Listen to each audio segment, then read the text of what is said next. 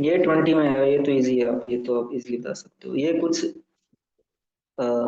Digit बताना है कि in this sum for which digit does the symbol ये क्रॉस स्टैंड, ये क्रॉस का जो सिंबल है वो कौन से डिजिट की जगह है, तो ये सम है, ऐसा कुछ सम है।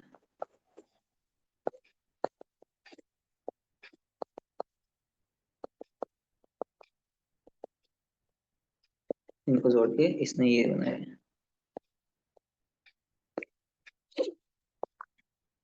अब देखो यहाँ पे 1 2 3 4, इनको जोड़ के +1, वो ये होना चाहिए। तो अब देखो दो रखोगे यहाँ पे, ऑप्शन से करते हैं, दो रखोगे तो 2 4 6 8 और एक 9, इसको दो रखा था, यहाँ पे 9 आता है, तो सेम नहीं हुए, तो ये नहीं हुआ। 3 रखोगे तो 3, यहाँ भी 3 होगा, ये भी 3 है, 3 3 और 1, 3 6 9 12 13, 3 आ गया, यानी कि 13 बनता है ना एक, आगे का जो भी है छोड़ो उसको। तो क्रॉस की जगह क्या आ रहा है, 3 है, थ्री। इसका मतलब आंसर होगा ना। आप रख के देख लो, पूरे में रख के देख लो, अगर डाउट हो तो। अब वेट करो, 3 6 9 12 1 13, 1 2 5 7 3 10 और 3 13। अब देखो हर जगह 3 सेट बैठ रहे हैं, बट हमें इतना करना नहीं था, हमें तो केवल यहाँ से ही पता लग जाता है।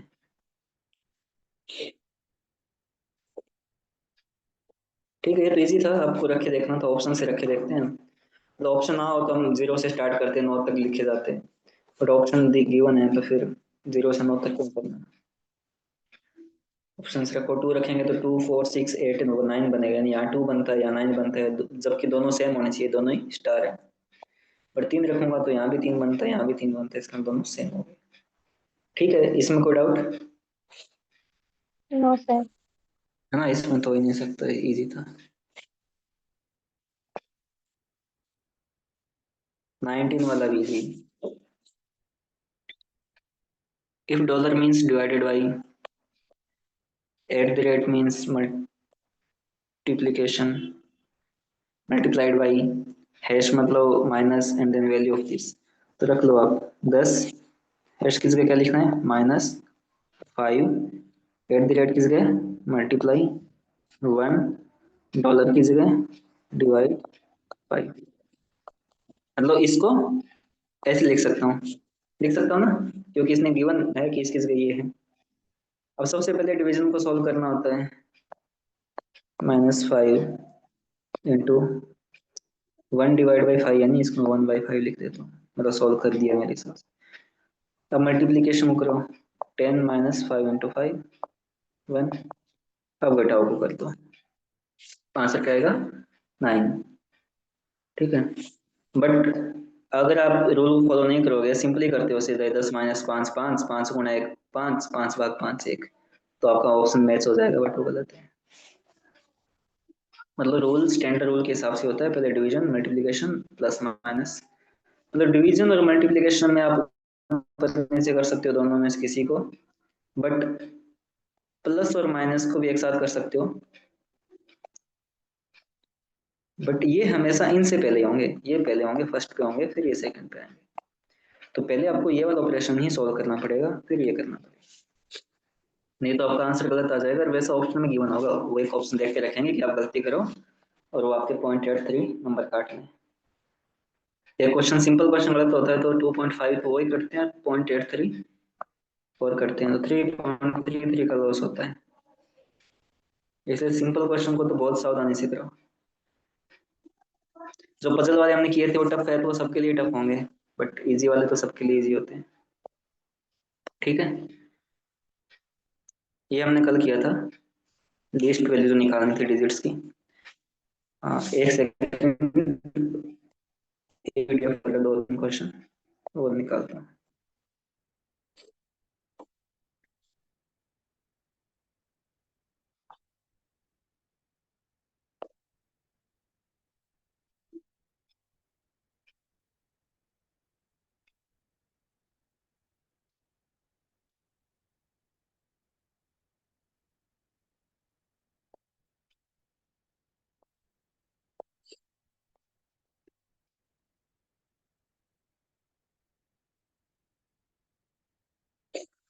ठीक है, ये 25 वाले क्वेश्चन एक दो रह गए थे। 25 में काफी क्वेश्चन आएंगे इस टॉपिक से, तो ये वाला करते हैं। 25 का क्वेश्चन है, दिख रहा है ना सभी को? ये वो क्वेश्चन है जो इसके स्टेटमेंट्स गिवन होते हैं। क्वेश्चन ये है, let P Q R S be distinct non zero digits. ये हर जगह लिखा होता है डिस्टिंक्ट है और नॉन जीरो, यानी 1 से लेके 9 तक है। If P P cross P Q equal to R R S S, ये वो पजल वाला क्वेश्चन है। P is less than 3, Q is less than equals to 4, then what is Q equal to? दो स्टेटमेंट्स गिवन है, इसके statements ध्यान से पढ़ो क्या है, मतलब यूपीएससी ने एक नया इजाद क्या किया है।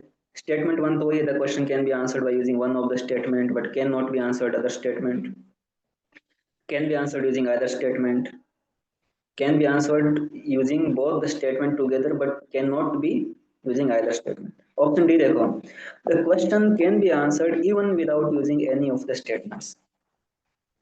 तो ऑप्शन डी इसका यूनिक है ना आपकी बार। ऑप्शन डी क्या कहता है, the question can be answered even without using any of the statements, यानी क्वेश्चन को आप बिना किसी स्टेटमेंट का यूज करके भी सॉल्व कर सकते हो। ठीक है,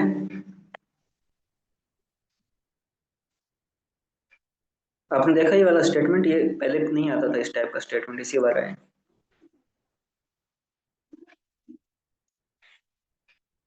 अब हम क्वेश्चन देखते हैं। क्वेश्चन क्या है, पजल वाला है। क्वेश्चन दिख रहा है आपको सभी को? Yes sir. ठीक है, ये वही पजल वाला क्वेश्चन है, उसको इसने स्टेटमेंट और इस फॉर्मेट में लिख दिया। हमारे पास भाई P Q R S 4 digit है, डिस्टिंक्ट है और नॉन जीरो है, यानी उनकी वैल्यू 1 से लेके 9 तक हो सकती है। बट पहले से गिवन है पी की वैल्यू 3 से या 3 की छोटी होगी, यानी पी की वैल्यू क्या हो सकती है, नॉन जीरो है तो जीरो नहीं हो सकता, 1 2 3 हो सकती है।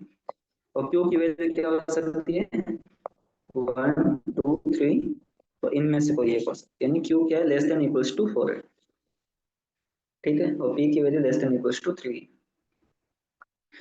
और क्वेश्चन क्या है, पजल क्या है हमारी, P P P Q R R S S multiply करना। कल हमने क्वेश्चन किया था, शायद 24 में आया था, उसमें भी दो डिजिट्स के नंबर को मल्टीप्लाई किया हुआ था। उसमें दो डिजिट्स के नंबर को मल्टीप्लाई करके जो आंसर आ रहा था वो 3 डिजिट्स आ रहा था। तब मैंने आपको बताया था कि जब हम लोअर नंबर के 2 डिजिट्स को मल्टीप्लाई करते हैं तो उनका मल्टीप्लिकेशन 3 डिजिट्स में आता है। जब हम हायर वैल्यू वाले दो डिजिट्स के नंबर को मल्टीप्लाई करते हैं तो 4 डिजिट में आता है आंसर। तो वही हमें यहाँ पे देखना है। Then what is Q equal to, तो क्यू की वैल्यू क्या होगी, ये तो तीनों बी है, बी बी बी, क्यू की वैल्यू क्या होगी कि उनका answer R R S S में आए। अब देखो पी की वैल्यू मैं 1 ले लेता हूँ, अज्यूम करो आप पी की वैल्यू 1 ले लेते हैं। अभी जो मैंने वो बात बता रहा हूँ, पी की वैल्यू अज्यूम करो 1 लेते हो, तो ये मल्टीप्लाई क्या होगा हमारा, कैसे बनेगा, 1 1 1 क्यू। ये देखो पी पी पी क्यू है ना, तो 1 1 1 क्यू बनेगा। अब क्यू की वैल्यू आप कुछ भी रख लो, क्यू की वैल्यू मैक्सिमम रख लो, तो भी एक 3 डिजिट का रह जाएगा। क्यू की वैल्यू मैक्सिमम क्या है यहाँ पे, 4 है, मतलब 4 रखे देख लो आप, तो 14 11, तो ये क्या आएगा 1 2 4, 3 डिजिट का नंबर आएगा, 4 डिजिट का नहीं आएगा, है ना। समझ में आ गया आपको यहाँ पे यस सर। कि अगर मैं पी की वैल्यू 1 ले लेता हूँ तो क्यू की मल्टीप्लिकेशन 3 आएगा, जबकि हमें कितना चाहिए, 4 डिजिट का, तो पी की वैल्यू 1 नहीं हो सकती। सिमिलरली आप 2 भी रखे देख लो, 2 2 2, यानी पी पी पी और क्यू को भी मैक्सिमम रखे देख लो, तो क्या आएगा 88 44 8 2 5, फिर 3 डिजिट का नंबर आएगा। इसका मतलब पी की वैल्यू 2 भी नहीं हो सकती, क्योंकि हमें 4 डिजिट का नंबर चाहिए, क्योंकि स्मॉलर साइज के अ, ये है 2 डिजिट है। अब पी की एक ही ऑप्शन बचता है मेरे पास, पी की वैल्यू 3 रखनी है मुझे। अब पी की वैल्यू 3 रखोगे, क्योंकि अब और ऑप्शन नहीं बचा, पी तो 3 रखना ही पड़ेगा, क्यों 1 नहीं रख सकता, 2 नहीं रख सकता और 3 से ज्यादा हो नहीं सकती, तो 3 ही हो सकती है। यहाँ तक समझ में आया आपको ये पजल? इजी है, Yes. मतलब काफी चीजें हो रही है। अब पी की वैल्यू मैं एक ही रख सकता हूँ, वो है 3।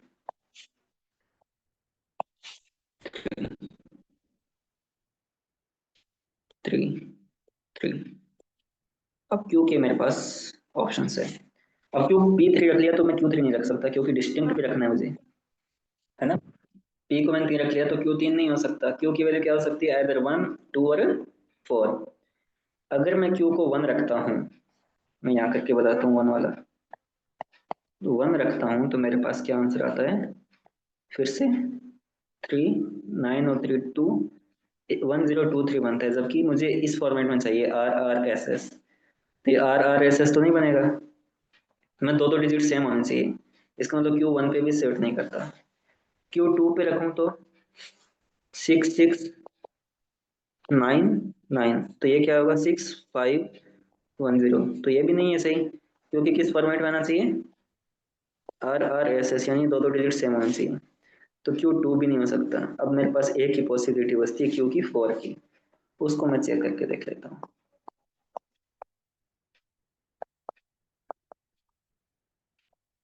2 2 1 1, ये देखो RRSS इस फॉर्मेट में आ गया ना। तो मेरा आंसर क्या होगा, P की वैल्यू 3 होगी, Q की वैल्यू 4 होगी, R की वैल्यू 1 आएगी, S की वैल्यू 2 आएगी। समझ में आया आपको यहाँ तक, Yes, sir. है ना। 25 में जो आई है पजल इजी है। तो इसने क्वेश्चन क्या पूछा, what is Q equal to, तो Q की वैल्यू 4 होगी। मैं तो चारों की निकाल सकता हूँ, P की 3 होगी, R की 1 होगी। मैंने कोई स्टेटमेंट यूज किया यहाँ से, No, sir. मैंने इन दोनों स्टेटमेंट्स का यूज किए आपकी Q की वैल्यू निकाल दी। तो कि स्टेटमेंट में R की 1 है, S2 है, ठीक है, ये दोनों सही है वैसे, R1 है, S2 है, बट मुझे इसकी आवश्यकता नहीं पड़ी। मैंने बिना स्टेटमेंट्स का यूज किए Q की वैल्यू निकाल दी, जो नॉर्मल हम पजल सॉल्व करते हैं वैसे ही पजल को सॉल्व कर लिया, ठीक है। और ये तो और भी इजी था, क्योंकि इसने P और Q के बाउंडेशन लगा रखी है कि 4 से ज्यादा नहीं है, 0 से कम नहीं है, तो इसको आंसर बहुत इजी आ गया। कल जो हमने क्वेश्चन किया था, वो उसका हिंट भी काम आ गया कि स्मॉलर साइज के 2 डिजिट्स नंबर का मल्टीप्लिकेशन 3 डिजिट्स में आता है, तो 1 2 को आप वैसे कैंसिल कर सकते थे। तो इस क्वेश्चन का आंसर क्या होगा, जो मैंने पहले ऑप्शंस La- दिखाए थे, Last option. Last option. और वो ऑप्शन पहले कभी नहीं आता था, इसी साल से आना स्टार्ट हुआ है। ऑप्शन क्या है, the question can be answered even without using any of the statements. मैंने कोई भी स्टेटमेंट यूज नहीं किया, उसके बावजूद भी मैंने P Q R S की वैल्यू निकाल दी, जो क्वेश्चन में Q की वैल्यू पूछी थी वो निकाल दी। तो ये एक नया इनोवेशन है यूपीएससी का, इससे आगे ध्यान रखना है हमें, ठीक है। पजल वाले क्वेश्चन हमने सारे कर लिए, और रिसेंट ईयर्स में काफी आए हैं वो, 23 24 25 में। और भी कुछ क्वेश्चन है 25 में, एक और आया है इस टॉपिक से। 25 में 6 क्वेश्चन हो गए टोटल, सेम वही है। P की वैल्यू प्लस है, Q मतलब माइनस है, R मतलब मल्टीप्लिकेशन है, S मतलब डिवीजन है। then insert the proper notation then insert the proper notations between the successive number in this equation। हमें इसमें ये रखना है। भाई आप ऑप्शन देख लो एक बार, ऑप्शन से आपको हिंट मिल जाती है। एक मिनट, ऑप्शन से हमें क्या हिंट मिल रही है कि पहला या तो एस है या क्यू है ना। तो आप एस या क्यू में से एक रख के देख लो पहले। एस क्या है, डिवीजन है, तो 60 डिवीजन 15, पहले मैं एस रख रहा हूँ। एस के बाद पी है, देखो एस पी है। पी क्या है, प्लस है, +3। फिर आप इतना सॉल्व करके देखो, क्योंकि डिवीजन तो पहले ही सॉल्व हो जाएगा। 16 डिवाइड बाई, या रख के देख लो एक बार, चलो आसान। आर आर रख के देखो, मल्टीप्लाई, तो फिर क्यू रख के देखो, क्यू क्या है, -4। इसको देखो, पहले ये सॉल्व होगा, 16 डिवाइड बाई 15 4 आएगा, प्लस फिर ये सॉल्व होगा, 60 आएगा, -4, 4 से 4 कैंसिल हो जाएगा, 60 बचेगा, जो कि 20 आ रहा है। इसका मतलब ऑप्शन है गलत है। साथ के साथ इसको भी देख लो, 60 डिवाइड बाई 15, पी मेरा ये था, उसके बाद में क्यू इसने पहले यूज किया, माइनस वाले को पहले यूज किया है, और फिर आर को यूज किया, यानी कि मैं यही रख रहा हूँ एस पी क्यू आर, इसमें रख रहा हूँ एस पी क्यू आर। उनकी वैल्यू ये है प्लस माइनस गुणा भाग 4 + 3 - 18, तो ये भी नहीं होगा, इसका मतलब ये भी नहीं होगा। क्यू वाला देखो, अब मैं क्यू रखे देख रहा हूँ, पहले क्यू आ रहा है एक साथ, तो क्यू क्या है मेरा माइनस, तो 60 - 15, और क्या है मल्टीप्लीकेशन इंटू 3, फिर क्या है, फिर मैं एक बार पी रखे देख रहा हूँ, पी मेरा प्लस है 20, फिर मेरा एस है डिवीजन, और 60 - 15 इंटू 3 45, ये 5, 65 - 45, ये क्या हो गया 20, इसका मतलब मेरा आंसर क्या होगा बी। समझ में आया आपको? ये तो सिंपल, मतलब वही रखना है। इस टाइप का क्वेश्चन हर साल आया है, पिछले 5 सालों से लगातार आया है, मैं देखे अभी। ये समझ में आया आपको ये वाला क्वेश्चन? Yes sir. ठीक है, इजी क्वेश्चन था ये तो। 25 में इस टॉपिक से 6-7 क्वेश्चन आए हैं, सारे इजी है, तो एक ही टॉपिक से इतने क्वेश्चन आना काफी बड़ी बात है। ये 23 वाला एक पजल से छूट गई थी जिसको मैंने कल लिखा है, इसको आप करके देखना, नहीं होगा तो निकाल कर। पजल दिख रही है आपको? P P Q Q R R with 2 digits number, ये 3 नंबर अलग अलग, P P Q Q R R, ठीक है। ये कंडीशन है, P is less than Q is less than R, P Q R का ये ratio, P P plus Q Q plus R R, ये वाला हमने एक जोड़ दिया हुआ है, यानी P P Q Q R R, इन तीनों को जोड़ूंगा तो T T zero, T T zero is 3 digit number ending with zero, ये ओ नहीं है, ये जीरो है, ठीक है, ये क्या है जीरो है। टी टी क्या है, 3 डिजिट नंबर है एंडिंग विद जीरो, यानी ये जीरो है, ध्यान रखना। अब फिर आपको देखना है भाई, आप सिंपल देखो, अरे क्या हो गया ये,